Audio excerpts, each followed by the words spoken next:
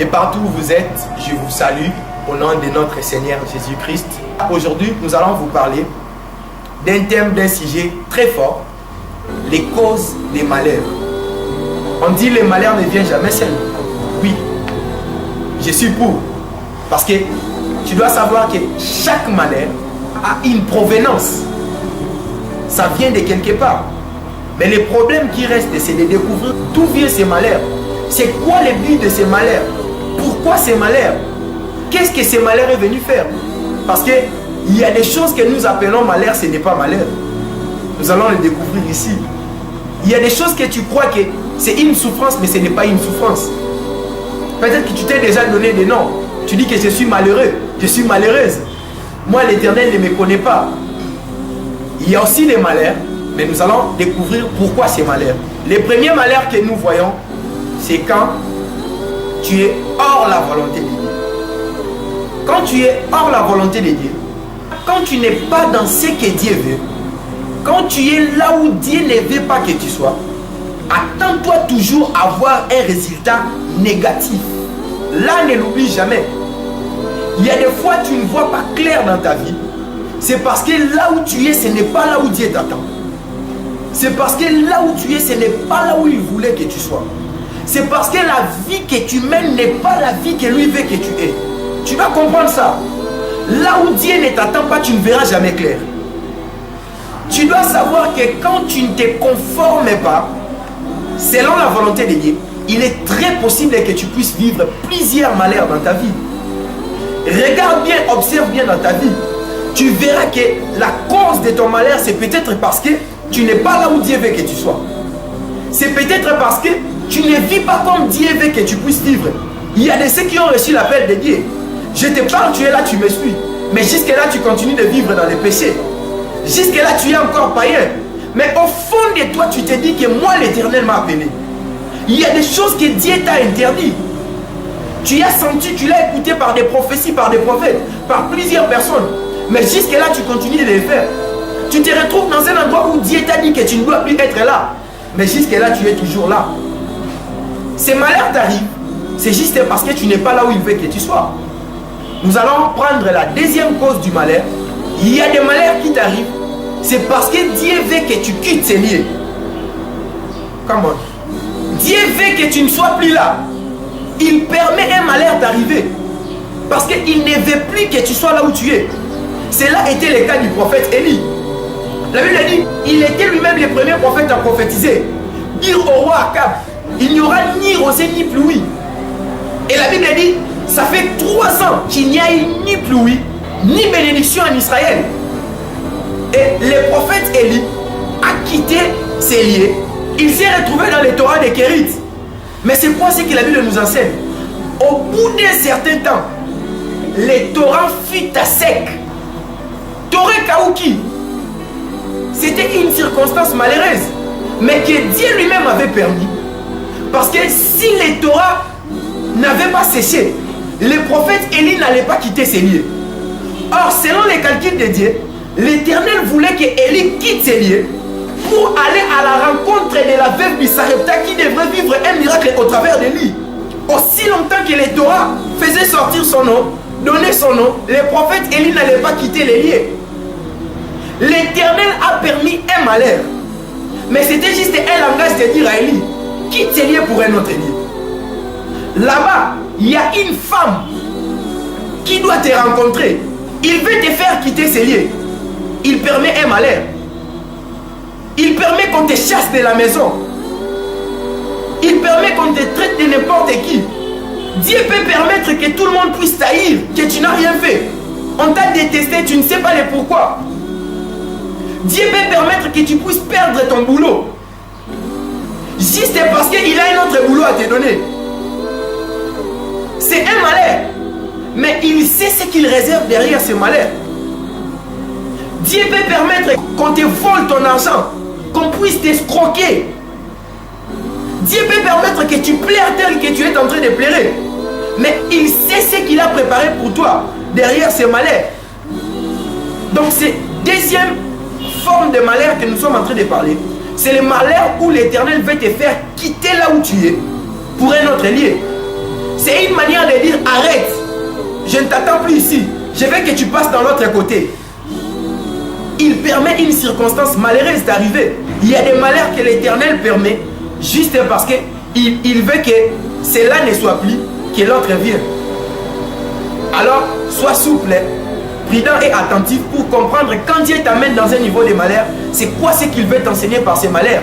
Parce qu'il se peut qu'il veut te faire quitter ce lieu pour un autre lieu. La troisième forme du malheur, ou la troisième cause, c'est ce malheur que toi tu appelles malheur, mais en réalité ce n'est pas un malheur. C'est une école. C'est un enseignement. L'Éternel veut t'enseigner. Oh my God. Quelle expérience merveilleuse des enfants d'Israël dans le désert. Pour eux, c'était un malheur, des choses qu'ils rencontraient. Des choses qui les surprenaient. Ils criaient, ils pleuraient. Pour eux, c'était un malheur. Mais pour Dieu, le désert a toujours été considéré comme une école. Comme une formation. Il n'y a pas de Canaan sans désert. Tu as des promesses de Dieu. Tu as des choses que Dieu t'a dit. Dieu t'appelle à la grandeur. Dieu t'appelle à l'élévation. Mais sache qu'avant d'arriver dans le pays de Canaan, il y a un désert que tu dois traverser. C'est ça ce que toi tu appelles malheur. Ce n'est pas un malheur. L'Éternel veut t'enseigner. Il veut que tu comprennes comment est-ce qu'il fonctionne. Comment est-ce qu'il agit. Comment est-ce qu'il travaille. Parce que les jours où tu seras dans le pays qu'il t'a promis, que tu saches qui est mon Dieu. Comment fonctionne mon Dieu. Si ce Dieu ne t'a jamais fait pleurer, il s'est habitué à te donner. Les jours où il ne te donnera pas, tu risqueras de croire qu'il ne fait plus. Ou il n'est plus avec toi. Dieu peut agir même dans le silence. Tu ne sais rien, mais il est là. Alors dans les déserts, l'Éternel veut t'enseigner quoi? Même quand tu as, même quand tu n'en as pas, sache que je suis là. Plusieurs fois, les enfants d'Israël ont pleuré. La manne, l'eau. Et après un certain temps, l'Éternel les a donné l'eau. Il a donné le pain.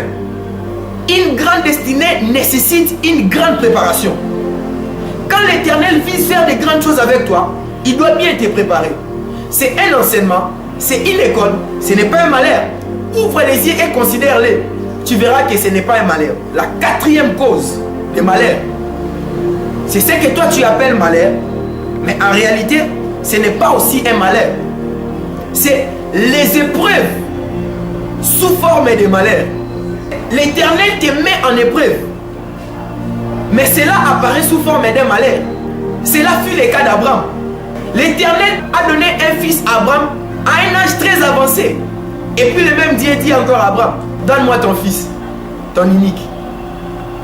Pour Abraham, c'était un malheur. S'il n'avait pas la révélation, Abraham allait dire que c'est un malheur. S'il n'avait pas compris ce que peut faire ce Dieu, il allait dire c'est un malheur.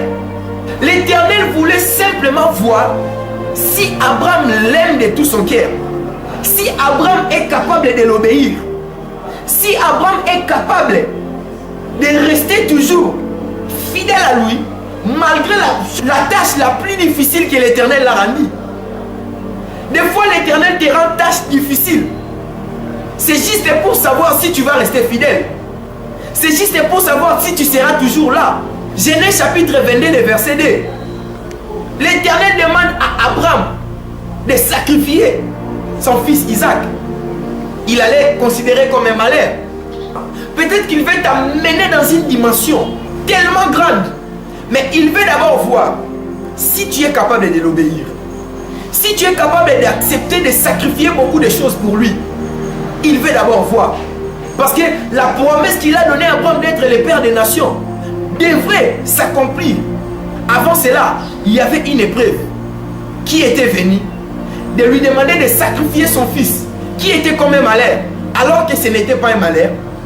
Mais c'était une épreuve. Prévenez, même l'ange lui a dit, n'avance plus ta main sur l'enfant. J'ai maintenant compris que tu crains Dieu. Et c'était juste pour voir quelle sera sa réaction. Peut-être que Dieu est en train de te présenter ces épreuves pour voir si tu lui crains, si tu es capable de l'obéir. Mais laisse-moi te dire, après ça, il y a un niveau que tu vas monter. Parce que c'est une épreuve. Cela fut aussi le cas de Job. Job a été soumis à l'épreuve pour voir s'il va rester fidèle. l'Éternel a conversé avec Satan. Job chapitre 1, tu verras. Il a dit, as-tu vu mon serviteur Job, un homme droit, intègre, craignant Dieu? Satan dit non, c'est parce que tu lui as tout donné. Tu protèges tout ce qui est de lui. Essaye seulement de mettre la main sur ses biens, sur ses enfants, sur sa femme. Tu vas voir, il va te régner. Je t'ai dit, tu lui as tout donné, tu lui protèges. Peut-être que c'est ce que Dieu fait avec toi. L'Éternel a dit à Satan, je te donne tout de lui, mais ne touche pas à son esprit. Le malheur est arrivé à Job, mais ce malheur, ce n'était pas pour lui nuire, ce n'était pas pour lui détruire. Donc ce n'est pas un malheur tel que tu l'appelles, c'est une épreuve, pour voir si tu resteras fidèle. Mais lis bien la Bible.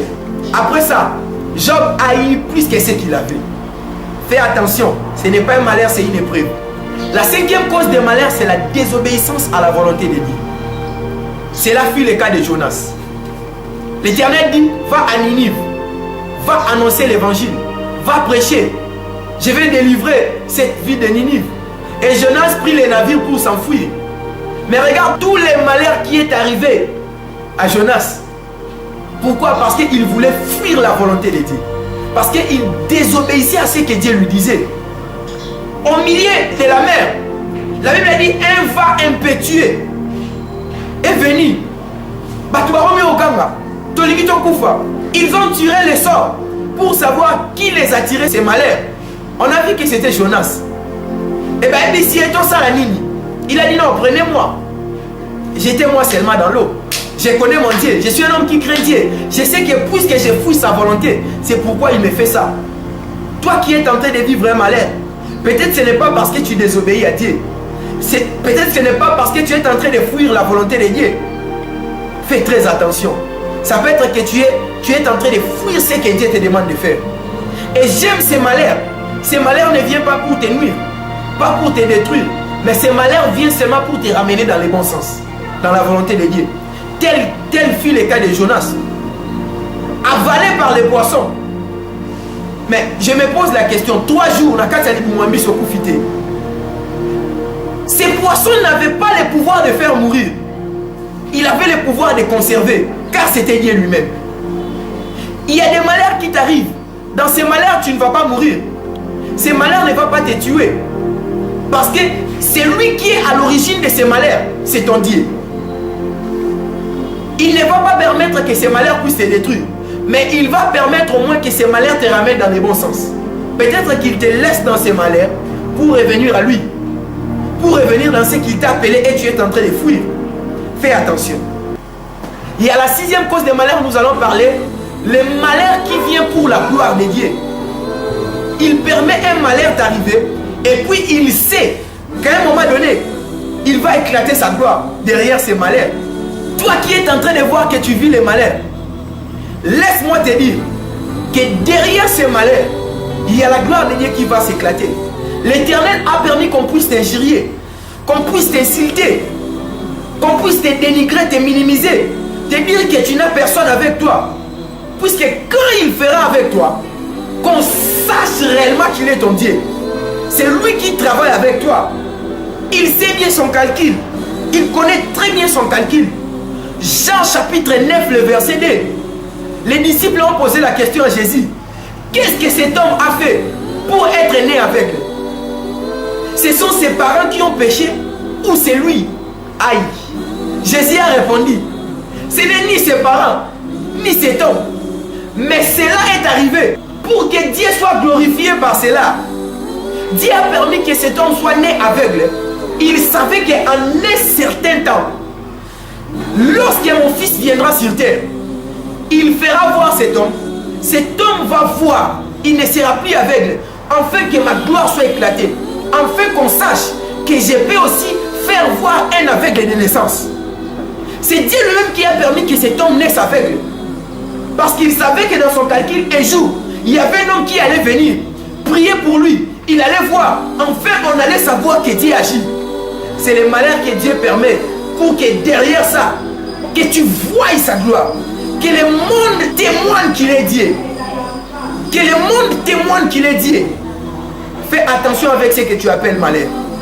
Ça peut être que Dieu veut que le monde voie sa gloire dans ta vie au travers de ce que toi tu appelles malheur. Lis ça, tu verras dans Jean chapitre 9, le verset 2. La 7e cause des malheurs que nous allons déjà voir. Tu vis les malheurs, c'est parce que tu as rendu d'autres personnes des malheureux. C'est pourquoi toi aussi tu es en train de vivre ces malheurs. Tu dois savoir que tout ce que nous faisons ici sera payé ici. Peut-être que dans ta vie, tu as fait pleurer des gens. Peut-être que dans ta vie, tu as rendu la vie dure aux autres. Matthieu chapitre 26, le verset 52. La Bible dit, Jésus a grondé son disciple. Lorsqu'on est venu arrêter Jésus, il y a un disciple qui a sorti son couteau. Il a coupé l'oreille de l'un de ses soldats. Jésus a dit, remets ton épée à sa place. Ne prends pas l'épée, car celui qui tue par l'épée sera aussi tué par l'épée. Celui qui prend l'épée, on l'abattra aussi par l'épée. Il y a des malheurs qui t'arrivent. C'est parce que peut-être tu as fait pleurer plusieurs personnes. Il y a des gens qui sont malheureux aujourd'hui à cause de toi. Tu as rendu la vie difficile aux autres. Tu as fait pleurer des gens. Tu as causé la chute de beaucoup de personnes. C'est pourquoi toi aussi tu es en train de vivre ça. Fais attention avec ta vie. Observe bien comment est-ce que tu es marché. Tu n'as pas fait pleurer des gens. Est-ce que des vies ne sont pas détruites à cause de toi? Ça pourrait être. C'est ça aussi ce qui te revient. Nous allons prendre la 8e cause des malheurs.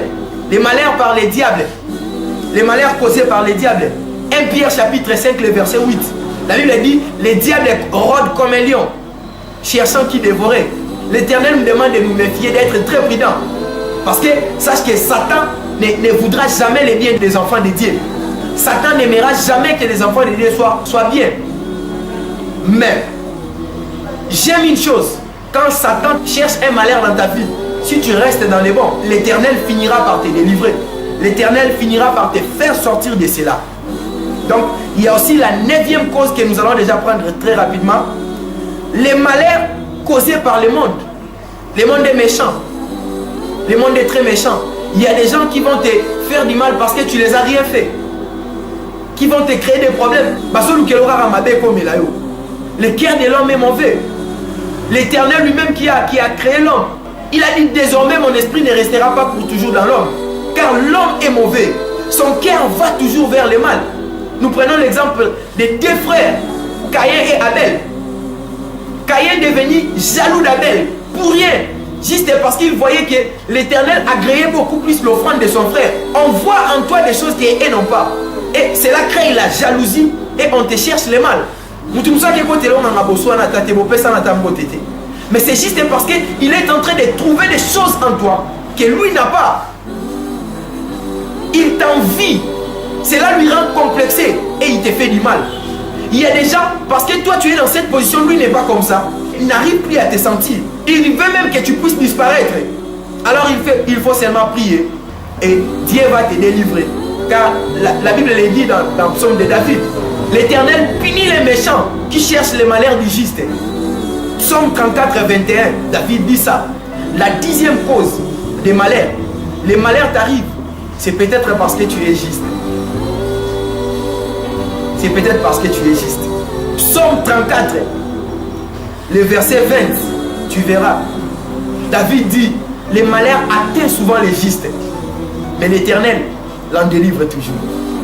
Il y a des fois quand tu es juste, attends-toi à trouver des malheurs devant ta porte. Attends-toi à voir des choses te compliquer, juste parce que tu es juste. Donc tu n'as pas de questions à te poser. Les malheurs atteignent souvent les justes, mais l'Éternel en délivre toujours. Psaume 34, les versets 20. Donc il y a plusieurs causes de malheur, mais pour aujourd'hui, pour cette série d'enseignements, on n'avait que 10 causes citées. Et nous sommes déjà à la fin de notre enseignement pour aujourd'hui. J'ai pris que toi qui viens de suivre cet enseignement, toi qui es en train de passer des moments difficiles, j'ai pris comme un prophète de Dieu, que ces malheurs-là te quittent et que la grâce de Dieu soit sur toi. Que l'Éternel te pardonne. Merci déjà, je vous laisse et continuez de nous suivre dans notre prochaine série d'enseignements.